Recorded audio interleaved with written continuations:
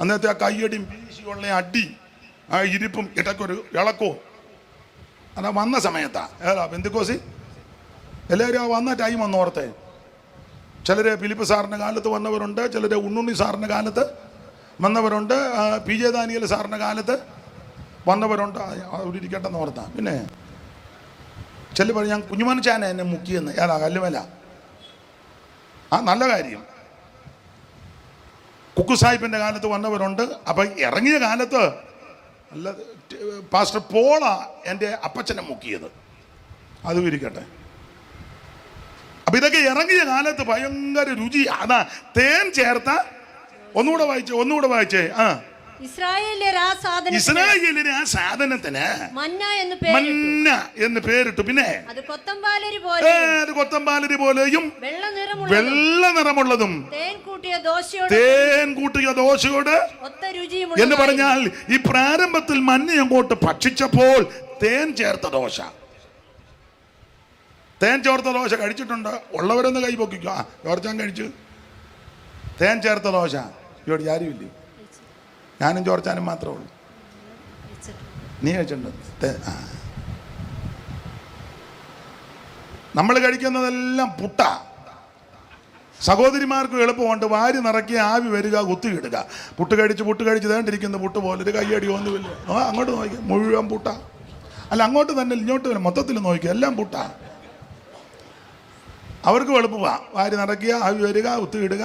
എന്ന് ചോദിക്കാം ഒന്നുകൂടെ തരട്ടെ എന്ന്. ഇതിങ്ങനെ കുത്തി കൊടുത്ത് യോഗത്തിന് വന്ന് പുട്ടിരിക്കുമ്പോലിരിക്കുക. അതുകൊണ്ട് ഇന്ന് രാത്രി പുട്ട് അങ്ങ് നിർത്തണം. ഇത് ഈ പ്രാരംഭത്തിൽ മഞ്ഞ അങ്ങോട്ട് കൊടുത്തപ്പോൾ അത് തേൻ ചേർത്ത സ്തോത്രം. മന്ന ജയ ജയ മന്ന ജയ ജയ മാനുവേലനേ മകേശ മഹാരാജനേ മകേശ മഹാരാജനേ മന്ന ജയ ജയ മന്ന ജയ ജയ മാനുവേലനേ മകേശ മഹാരാജനേ മകേശ മഹാരാജനേ. കരമുയർത്തി ദൈവത്തെ സ്തുതിക്കാൻ. എല്ലാം പാടാൻ നേരമില്ല, അതുകൊണ്ടാ. അപ്പോൾ ഈ മഞ്ഞ പ്രാരംഭത്തിൽ അങ്ങോട്ട് ഭക്ഷിച്ചപ്പോൾ തേൻ ചേർത്ത ദോശ. അല്ല, പെന്തിക്കോസ് വരുന്ന സമയം അങ്ങനെ. അന്നത്തെ പാട്ട്, പ്രാർത്ഥന, പോക്ക്, ഇരിപ്പ്, വരവ്, ആരാധനയ്ക്കുള്ള പോക്ക്, എന്തോ ദീക്ഷതയാ. അന്ന് വണ്ടി വേണ്ട, വാച്ച് വേണ്ട, കൂട്ട് വേണ്ട, ടോർച്ച് വേണ്ട, ചപ്പൽ വേണ്ട. മാച്ച് ചെയ്യുന്നതൊന്നും ഇന്ന് എല്ലാം മാച്ചിങ്. ചുരിദാർ അല്ലെങ്കിൽ സാരി അല്ലേ, ഷർട്ട് അല്ലേ, പാൻറ് അല്ലെങ്കിൽ മുണ്ട്, എല്ലാം മാച്ചിങ്ങാ. ചിലരുണ്ട് അതുപോലെ അതിനുള്ള സ്ലൈഡ്, ഏതാ തുണിയുടെ കളറിലുള്ള സ്ലൈഡ്, അതിൻ്റെ വള്ളി പോലുള്ള ചെരുപ്പ്, വാച്ചിൻ്റെ വള്ളി, അതൊക്കെ തന്നെ. ഒന്നും അറിയാൻ മേല. ആ പോക്കൊക്കെ ഒന്ന് കാണണം. യെശയ്യാവ് 3:16 വായിക്കണ്ട.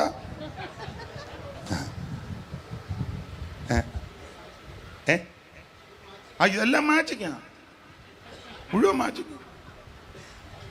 അപ്പൊ ആരംഭ സമയത്ത് ഇതൊന്നുമില്ല. അന്ന് മാച്ചിങ് ഒന്നും ആർക്കും ആവശ്യമില്ല. യോഗ്യമായിട്ടും ലജ്ജാശീലത്തോടെ ആമേൻ ദൈവത്തെ ആരാധിക്കുക. ഇന്ന് ചേരുന്നതില്ലെങ്കിൽ പോകുകയല്ലോ. അപ്പൊ ഈ പ്രാരംഭ സമയത്ത് നല്ല തേൻ ചേർത്ത ദോശ. അത് പെന്തിക്കോസ് വന്ന ടൈമാ.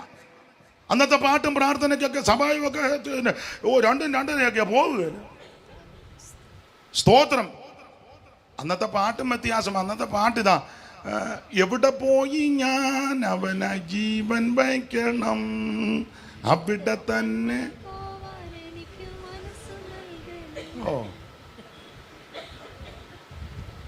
ദുരിത ക്ലേശമോ വിവിധ പീഡ പേടിയോ, ദുരിത ക്ലേശമോ വിവിധ പീഡ പേടിയോ, വരുന്നതെന്തും വരട്ടെന്നല്ലാതെ എനിക്ക് ഭയമില്ല, വരുന്നതെന്തും വരട്ടെന്നല്ലാതെ എനിക്ക് ഭയമില്ല.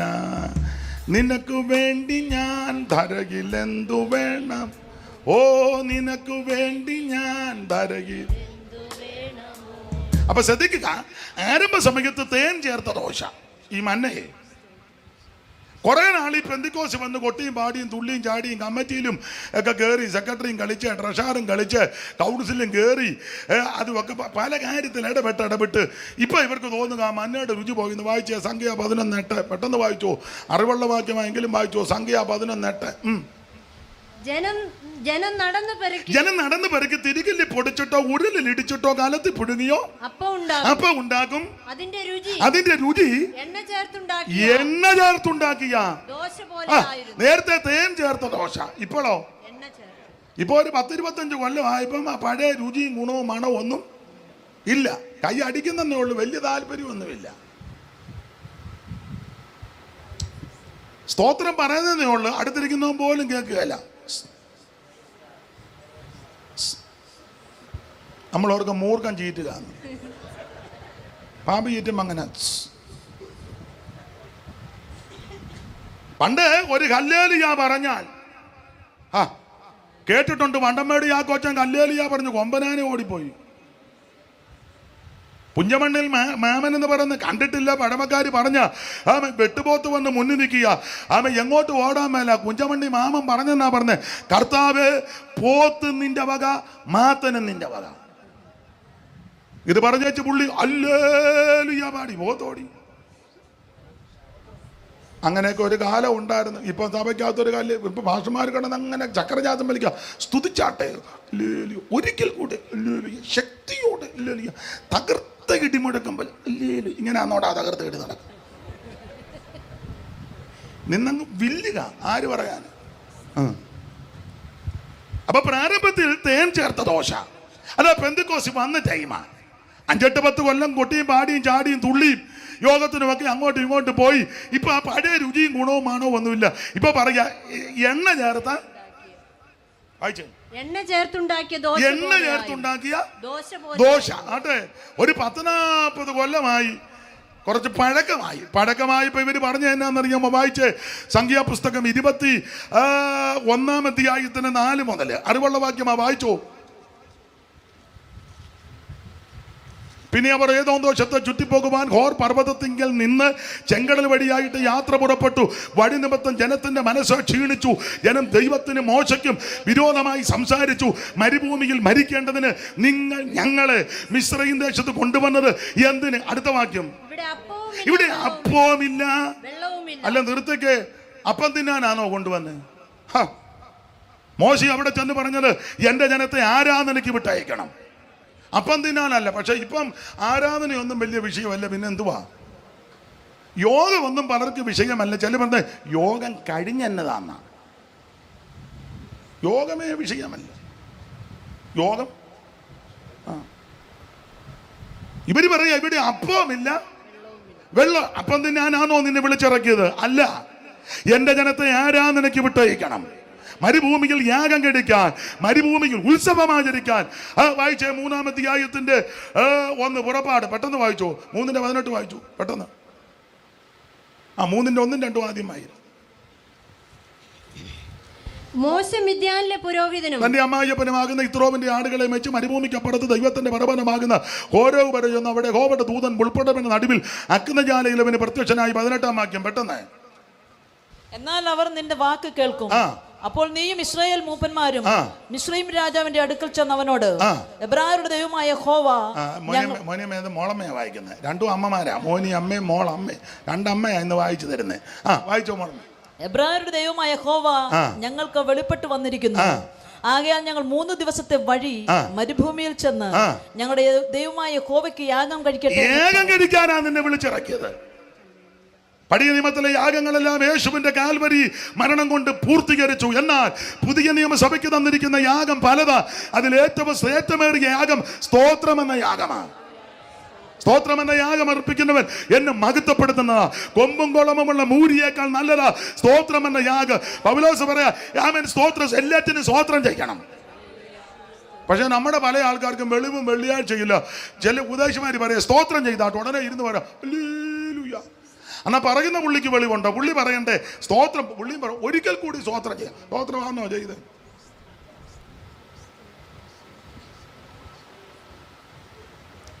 സ്തോത്രം ചെയ്യണം. യഹോവയ്ക്ക് സ്തോത്രം ചെയ്യുവീ, അവൻ നല്ലവനല്ലോ, അവന്റെ ദയ എന്നേക്കുമുള്ളത്. ഏകനായി മഹാത്ഭുതങ്ങളെ പ്രവർത്തിക്കുന്നവൻ അവൻ നല്ലവനല്ലോ, അവന്റെ ദയ എന്നേക്കുമുള്ളത്. ഇന്ന് രാത്രി ദൈവത്തിന് സ്തോത്രം ചെയ്യണം. അവൻ നമുക്ക് ലഭിച്ച ആ യാഗം സ്തോത്രം എന്ന യാഗമാണ്. യാഗം കഴിക്കാനാ വിളിച്ചത്. സ്തോത്രത്തിന് ശക്തിയുണ്ട്. ആ കാര്യത്തിൽ കൂടുതൽ അഭിനന്ദിക്കേണ്ടത് TPM-കാരെയാണ്. നന്നായിട്ട് സ്തോത്രം ചെയ്യും. നമ്മുടെ ആൾക്കാരെ ഞാൻ ശ്രദ്ധിച്ചിട്ടുണ്ട്, 2 സ്തോത്രം പറഞ്ഞു വെച്ച് പിന്നെ അങ്ങോട്ടും ഇങ്ങോട്ടും നോട്ടമാ വേറെ വല്ലവരും പറയുന്നുണ്ടോ, വലിയ ബുദ്ധിമുട്ടാണ്. പിന്നെ എപ്പോഴാണ് പറയാന്ന് ചോദിച്ചാൽ അവസാനം മൂക്കിൽ കൂടെ ആമ്പലിൻ്റെ വള്ളിയല്ല ഇട്ട് അവിടെ ചൊവ്വനെ പറയുന്ന ഇപ്പൊ ഞാൻ എത്ര എണ്ണത്തിന് ഞാൻ കണ്ടിരിക്കുന്നു. ആരാധനാ മധ്യത്തിൽ സ്തോത്രം പറയുമോ? സ്തോത്രം പറയാൻ പറഞ്ഞാലും പറയുകയല്ല. ആർക്കും ഒന്നും വരാതിരിക്കട്ടെ, വന്നവരെ വിടുവിക്കട്ടെ. പക്ഷേ ഇത് പറയാതിരിക്കാനൊക്കത്തില്ല. പരുവക്കേടായി പോകരുത്. ആയുസ്സും ആരോഗ്യവും അവസരവും കിട്ടുമ്പോൾ ദൈവത്തെ മഹത്വപ്പെടുത്തിക്കോണം. കാത്ത കൃപയിൽ കാലം മുഴുവൻ നീ കൈവിടാതെന്നെ കൺമണി പോലെ. കാത്തു കൃപയിൽ കാലം മുഴുവൻ നീ കൈവിടാതെന്നെ കൺമണി പോലെ. കലങ്ങിയുള്ളം തീരുന്നേരം, കലങ്ങിയുള്ളം തീരുന്നേരം അരികിൽ വന്നേകി ആശ്വാസം, അരികിൽ ചേർന്ന് മണാള നിൻ പ്രേമത്താലെ, മണാള ഓ നിറയുന്നേയുള്ള ഇന്നേരം, നിറയുന്നേയുള്ള നേരം മണാള നിൻ പ്രേമത്താലെ, ഓ മണാള ഓ നിറയുന്നേയൻ, ഓ നിറയുന്നേയൻ. നേരം അതിശയമേ യേശുവിശേഷം, ആനന്ദമേ ആയതിൽ ധ്യാനം. അതിശയമേ യേശുവിശേഷം, ആനന്ദമേ ആയതിൻ ജ്ഞാനം. ഓ ആഴമുയരം നീളം വീതി, ആഴമുയരം നീളം വീതി. ആർക്ക് ഗ്രഹിക്കാം നിൻ പ്രേമം, ആർക്ക് ഗ്രഹിക്കാം മണാള നിൻ പ്രേമത്താലെ, മണാള നിറയുന്നേയൻ ഉള്ളാമിൻ നേരം, നിറയുന്നേയൻ ഉള്ളാമിൻ നേരം. കരമുയർത്തി ദൈവത്തെ മഹത്വപ്പെടുത്ത. അവൻ ഇവരെ ദൈവം വിളിച്ചത് ദൈവത്തെ ആരാധിക്കാനാ. അതാ അവിടെ വായിക്കുന്നത് യാഗം കഴിക്കാൻ. ദൈവത്തിന്റെ മഹത്വം. യാഗം വല്ലതും കഴിക്കുന്നുണ്ടോ? ഗുളിക കഴിക്കുന്നുണ്ട്. രാവിലെ ഉച്ചയ്ക്ക് വൈകിട്ട് ഗുളിക കഴിക്കുകയും കുത്തും നടക്കുന്നുണ്ട്. അത് തെറ്റാന്നൊന്നും പറയുന്നില്ല, ഒക്കെ നടക്കട്ടെ. ഗുളിക കഴിക്കുന്നുണ്ട്, യാഗം കഴിക്കുന്നുണ്ടോ? വെളുപ്പിനെ പോലും എഴുന്നേറ്റ് പാട്ട് പാടി പ്രാർത്ഥിക്കുകയല്ല, കണ്ണ് തെളിച്ചാണ് തപ്പുക. എന്തുവാ തപ്പുന്നേ? അറിയാവല്ലോ, പിന്നെ ഇപ്പൊ എന്നെ കൊണ്ടെത്തിനാ. അല്ല, വേറെ പുസ്തകം തപ്പുമൊന്നുമല്ല. കാരണം മുതുപാതിര വരെ ഇത് കണ്ട് അവസാനം അത് നെഞ്ചത്തും വീണ് അങ്ങനെ കിടന്ന് ഉറങ്ങിയതാ. നേരം വെളുത്തപ്പം പെമ്പള ഇവിടെ കിടന്ന് അപ്പം മാപ്പിള അപ്പറേ തപ്പുക, രണ്ടും അപ്പറേ തപ്പുക. എല്ലാവരുടെയും കാര്യമല്ല, അങ്ങനെ തപ്പുന്നവരുടെ കാര്യമാണ്. അങ്ങനെ തപ്പുന്ന നീയും ഭർത്താവും അല്ലേ, നീയും ഭാര്യയും വന്നെങ്കിൽ നിന്റെ കാര്യമായി പറയാനേ. പേരറിയാതെ ഞാൻ പേരൂടെ പറഞ്ഞു. ദാവീദ് പറഞ്ഞത്, ഞാൻ രാവിലെ നിനക്കായിട്ടൊരുക്കി കാത്തിരിക്കുന്നു. ദൈവമേ, നീ എൻ്റെ ദൈവം. അധികാലത്ത് ഞാൻ നിന്നെ അന്വേഷിക്കുക. വെള്ളമില്ലാതെ ഉണങ്ങിവരേണ്ട ദേശത്ത് എൻ്റെ ഉള്ള നിനക്കായി ദാഹിക്കുന്ന നിന്റെ ദേഹം നിനക്കായി കാംക്ഷിക്കുന്നു. അങ്ങനെ നിന്റെ ബലവും മഹത്വവും കാണേണ്ടതിന് ഞാൻ വിശുദ്ധ മന്ദിരത്തിൽ നിന്നെ നോക്കിയിരിക്കുന്നു. നിന്റെ ദയ ജീവനേക്കാൾ നല്ലത്. എൻ്റെ അതിരങ്ങൾ നിന്നെ സ്തുതിക്കും. Praise the Lord.